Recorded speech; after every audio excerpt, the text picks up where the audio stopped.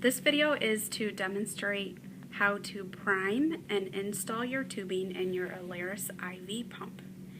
First, you want to gather your supplies and your equipment. We want to check to make sure that your medication is the correct medication. And then we also want to check to make sure it has not expired.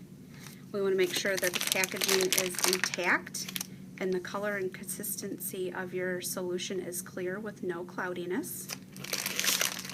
Then we're going to make sure that we have the correct IV infusion set for our pump, and it'll tell you right here, Alaris, and it goes with our Alaris IV pump. We want to again make sure that the packaging is intact, and then we're going to look at the expiration date on our package to make sure it has not expired. Once we have done that, then we can go ahead and open our packages. And it just tears off.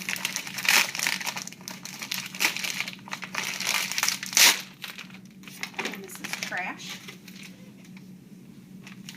The top of your IV set tears open.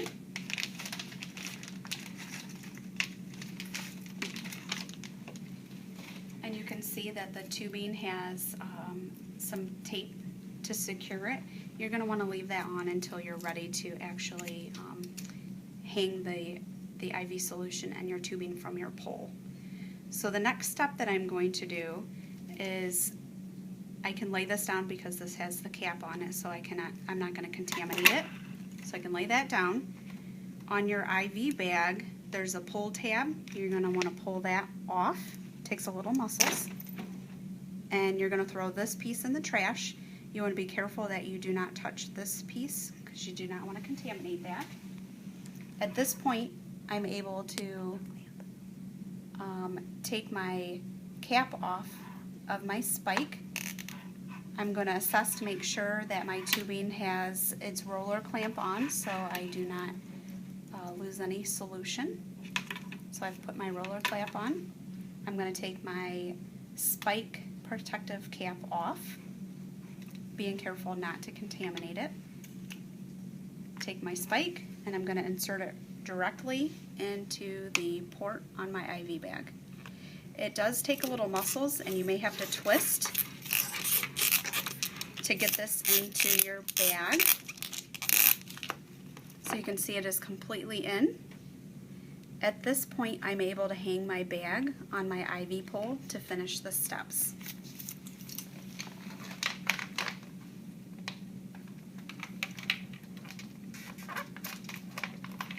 So I've hung that on my pole. At this point, I'm going to squeeze my drip chamber to fill it approximately 2/3 full. I'm going to look at my ports. I can take my tape off if you want at this point. The manufacturer recommends when you prime the tubing to ensure that there's no air in these medication ports, that you want to invert them. So I'm going to have them inverted, and there's just 2 on this one.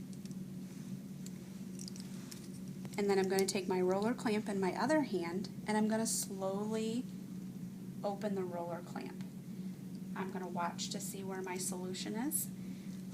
Again, I want to do this slowly. If you do it too fast, it'll cause a lot of air bubbles to form in your tubing. So it's not a race. You can see I'm going at a good speed, not too fast. I can slow it down or speed it up if necessary. You can see once that has gone through that port and it's filled with solution, I don't have to worry about it being inverted. And you can see right here's my solution. I want to follow that around.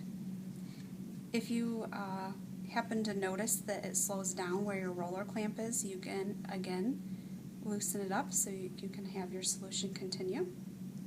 You can see right there it is.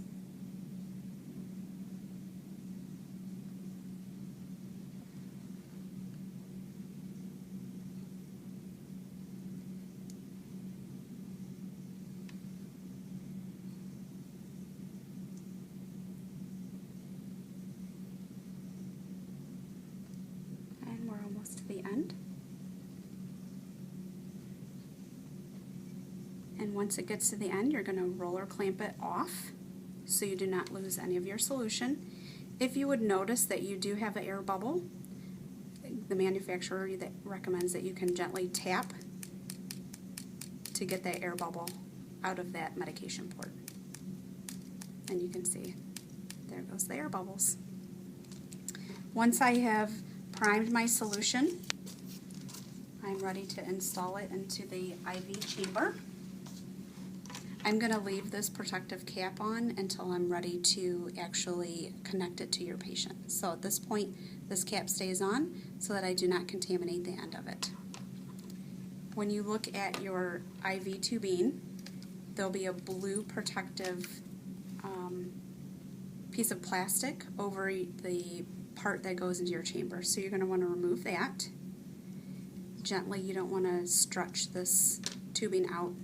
It's a different material, so it's a little more stretchy than this material.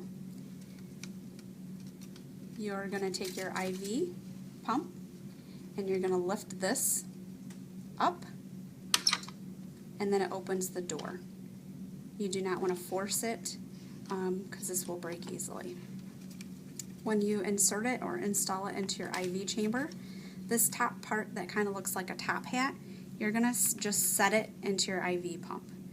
This doesn't go below it, and you don't want to try to stretch it because it'll mess up your drip rate. So again, just gently setting it in there. Then you're going to take your clip, this part right here, and you're going to insert it into your machine.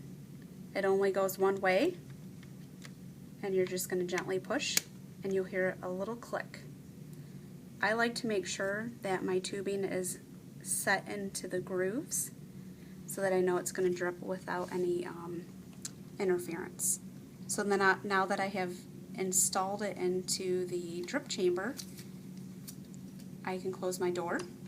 Again, you don't want to force it, but it does take a little bit of pushing for it to go in. So now that I have installed it into the drip chamber, I'm able to power on my machine and set the rate to be infused.